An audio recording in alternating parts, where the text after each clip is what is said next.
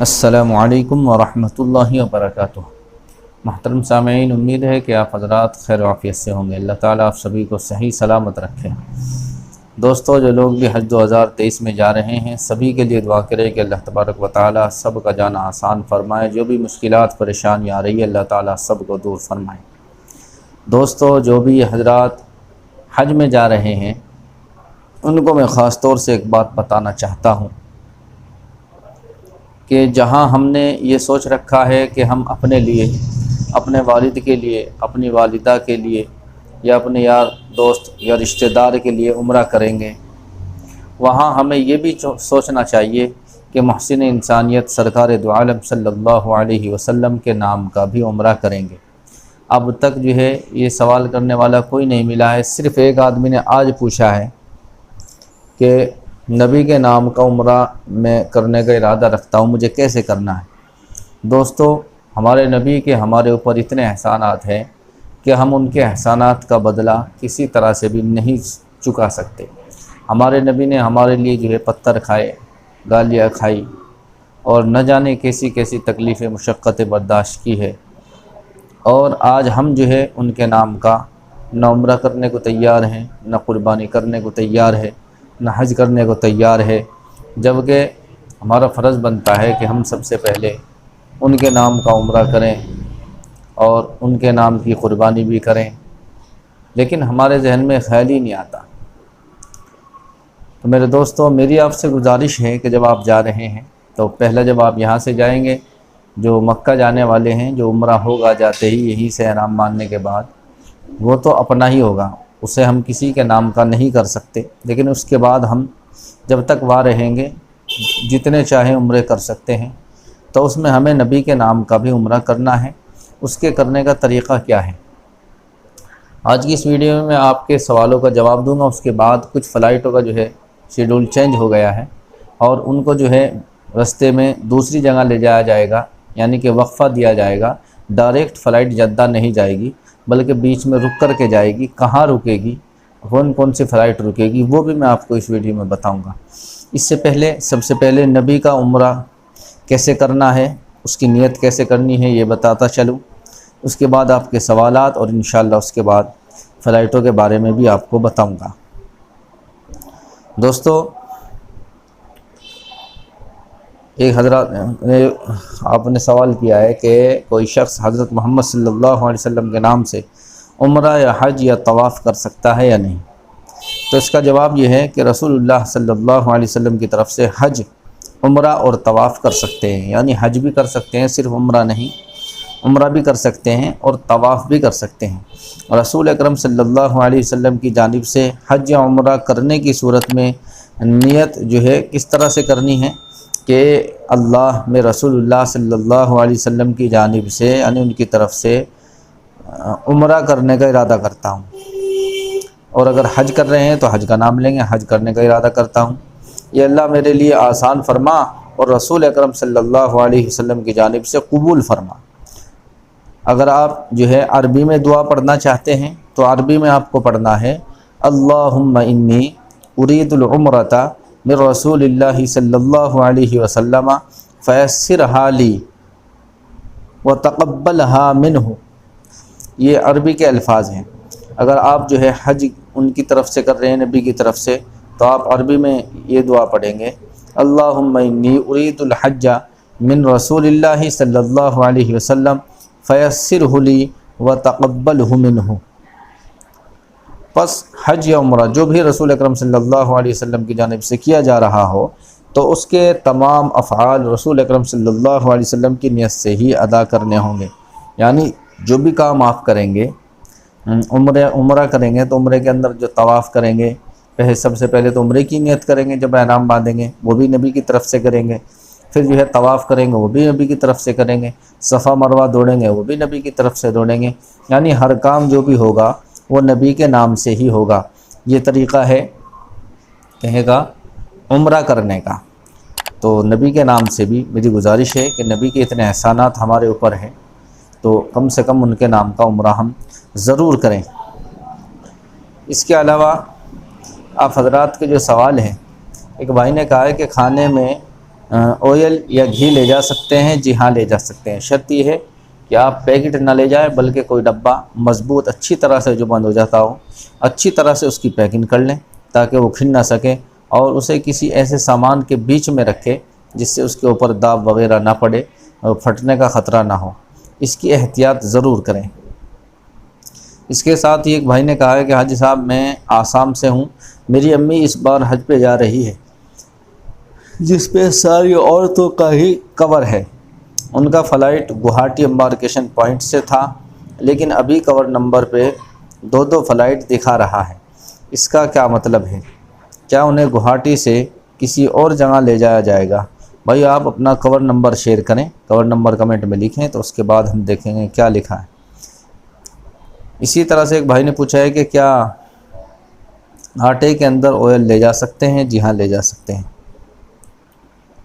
اسی طرح سے ایک بھائی نے کہا ہے کہ حاجی صاحب میرا کور نمبر جو ہے TSF 257420 اوریجنل سلیکشن بتا رہا ہے، اس کا کیا مطلب ہے؟ بھائی کسی کا کنفرم ہو گیا ہے، کسی کا جو ہے پروویژنل سلیکشن بتا رہا ہے، اس سے کوئی دقت نہیں ہے، یہ آپ کا بھی کنفرم ہو جائے گا، اور اگر نہیں ہو رہا ہے تو اس سے آپ کو گھبرانے کی کوئی بات نہیں ہے، آپ بے فکر رہیں، آپ جائیں گے۔ اسی طرح سے ایک بھائی نے سوال کیا ہے کہ حضرت میں ہمارے نبی صلی اللہ علیہ وسلم کی طرف سے طواف عمرہ کرنا چاہتا ہوں، اس کا طریقہ میں نے بتا دیا ہے۔ اسی طریقے سے ایک بھائی نے کہا ہے کہ چھوٹا موبائل اور بڑا موبائل میں کتنا خرچ ہے؟ دیکھیے چھوٹا موبائل لے جائیں یا بڑا لے جائیں، بڑے میں زیادہ سہولت ہوتی ہے، پرمٹ جو ریاض الجنہ کا آپ لیں گے اس میں آسانی رہے گی۔ اسی طرح سے آپ جو ہے کعبے کی کوئی تصویر لینا چاہتے ہیں کچھ، اس میں آسانی رہے گی۔ بہت سارے کام ایسے ہیں، ویڈیو کال کر سکتے ہیں، آپ واٹس ایپ پہ ایمو پہ بات کر سکتے ہیں۔ چھوٹا موبائل بھی آپ لے جا سکتے ہیں، چھوٹے موبائل میں بھی کوئی دقت نہیں ہے، جو آپ کو اچھا لگے وہ لے جائے، وہاں کا سم چھوٹے موبائل میں بھی چل جائے گا، بڑے میں بھی چل جائے گا۔ ایک بھائی نے سوال کیا ہے کہ طواف وداع کے لیے طواف کیا احرام ہے، کیا رمل ہے، کیا استباع ہے، کیا صحیح ہے، کیا حلق قصر ہے؟ بھائی نے بہت اچھا سوال کیا ہے۔ دیکھیے طواف وداع کہتے ہیں جب ہم ودا ہو رہے ہیں، وہاں سے چل رہے ہیں، جا رہے ہیں، آخری طواف ہم کر رہے ہیں، وہی طواف وداع ہے۔ اگر آپ نے طواف وداع کے نام سے بھی نہیں کیا، وہی آخری طواف تھا اور آپ چلے گئے تو آپ کا وہ طواف وداع ہی مانا جائے گا۔ لیکن بہتر یہ ہے کہ جب آپ کا آنے کا ارادہ ہو گیا ہو کہ ہمیں جانا ہے، 1-2 گھنٹہ پہلے آپ جائیں اور جا کر کے طواف کر کے آئیں۔ اس کے اندر آپ کو احرام نہیں باندھنا، اپنے ہی کپڑوں میں کرنا ہے، اور نہ اس کے اندر رمل کرنا ہے، نہ اجتباء کرنا ہے، کیونکہ یہ احرام کی حالت میں ہوتا ہے، اور نہ صحیح کرنی ہے، یعنی صفا مروہ بھی نہیں دوڑنا ہے، نہ حلق قصر کرانا ہے، کچھ نہیں کرانا ہے۔ اس میں اپنے کپڑوں میں جیسے ہم طواف کرتے ہیں بس خالی طواف آپ کو کرنا ہے، طواف وداع کی نیت کرنی ہے۔ اسی طرح سے ایک بھائی نے کہا ہے کہ رسی سے سوٹ کیس پیک کیا ہوا چلے گا یا سیلو ٹیپ سے پیک کرنا ہوگا؟ بھائی رسی باندھ لیں، مضبوط سی لائلون کی جو رسی آتی ہے اسے باندھ لیں، وہ چل جائے گی۔ ایک بھائی نے پوچھا ہے کہ حج جو ہے وزٹنگ ویزے سے بھی حج کرنے جا سکتے ہیں؟ نہیں بھائی، وزٹنگ ویزے سے حج آپ نہیں کرنے جا سکتے۔ یہاں سے آپ چلے جاؤ گے، وہاں سے آپ کی انٹری اندر نہیں ہوگی، نہ آپ کو روم ملے گا، نہ آپ کو وہاں حج کرنے دیا جائے گا۔ چیک ان رہتی ہے، اور حاجیوں کے گلوں میں پٹے رہتے ہیں، ہاتھ میں بہت ساری چیزیں ہیں، تو آپ کو پرمیشن نہیں ہوگی، اس لیے آپ ایسا نہ کریں۔ آپ کو اگر پرائیویٹ جانا ہے تو جو حج کمیٹی آف انڈیا کی طرف سے ہی ٹور کے دوارا بھیجا جاتا ہے، آپ اس سے جا سکتے ہیں۔ اسی طرح سے ایک بھائی نے پوچھا ہے کہ حاجی صاحب ہم کون سے طواف میں سعی کرنا ہے اور کس میں نہیں کرنا ہے، وضاحت کریں۔ بھائی سعی جو ہے آپ طواف وداع میں بھی کریں گے، طواف زیارت میں بھی کریں گے، اسی طرح جب بھی آپ عمرہ کریں گے اس میں بھی سعی کریں گے۔ اس کے علاوہ جو نارمل آپ طواف روزانہ کریں گے اس میں جو ہے آپ کو سعی نہیں کرنی ہے، طواف زیارت میں بھی کرنی ہے، طواف وداع میں بھی کرنی ہے، عمروں میں بھی کرنی ہے۔ اسی طرح سے ایک بھائی نے پوچھا ہے کہ حاجی صاحب آپ سے سوال یہ تھا کہ اوریجنل سلیکشن لکھا ہوا آ رہا ہے، کنفرم نہیں ہے بھائی، اس سے نہ گھبرائیں۔ اسی طرح سے ایک بھائی نے پوچھا ہے کہ بھائی جان وضو کے بغیر تسبیح اور درود شریف پڑھ سکتے ہیں یا نہیں؟ بھائی وضو کے بغیر آپ تسبیح بھی پڑھ سکتے ہیں، درود بھی پڑھ سکتے ہیں، بہرحال بہتر یہ ہے کہ آپ وضو کر لیں تو زیادہ ثواب ملے گا، اور نہ کریں تو کوئی گناہ نہیں ہوگا۔ اسی طرح سے ایک بھائی نے پوچھا ہے کہ بھائی دہلی سے دوسری ویٹنگ لسٹ کب آئے گی اور کتنی آنے کی امید ہے، کتنی سیٹ آنے کی امید ہے؟ بھائی دیکھیے، اب جو ویٹنگ لسٹ آئے گی اس کا جو ہے کچھ پتہ نہیں ہے آئے گی بھی یا نہیں آئے گی، اور کیونکہ اب تو بہت کم وقت بچ گیا ہے۔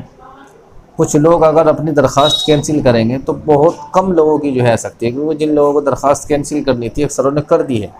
اب جو بہت سے لوگ ایک دم اچانک کوئی حادثہ ہو گیا، کوئی بات ہو گئی تو وہ مجبوراً کریں گے، تو بہت کم سیٹ آنے کی امید ہے، اور اس کے بارے میں ابھی صحیح نہیں پتا کہ کب تک آئے گی۔ اسی طرح سے بھائی نے پوچھا ہے کہ بھائی ناگپور والے کون سی فلائٹ سے جائیں گے؟ ایئر انڈیا سے جائیں گے۔ اسی طرح سے ہم کینچی بلیڈ وغیرہ لے جا سکتے ہیں۔ جی ہاں، کینچی بلیڈ وغیرہ، آپ ایسی چیز دھاردار چیزیں، چاقو وغیرہ جو آپ لے جائیں گے اسے آپ کو لگیج میں رکھنا ہے، ہینڈ بیگ کے اندر نہیں رکھ رہا ہے، ورنہ ایئرپورٹ پر ہی انہیں نکال لیا جائے گا۔ ان باتوں کا آپ کو خاص خیال رکھنا ہے۔ دوستو اب ہم فلائٹ کے بارے میں بات کریں گے۔ فلائٹ کا معاملہ جو ہے وہ کچھ جگہوں کا تبدیل کر دیا گیا ہے۔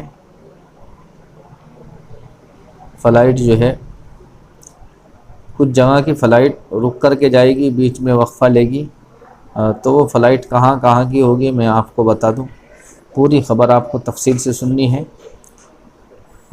سب سے پہلے تلنگانہ کے بارے میں آپ کو بتا دوں، حیدرآباد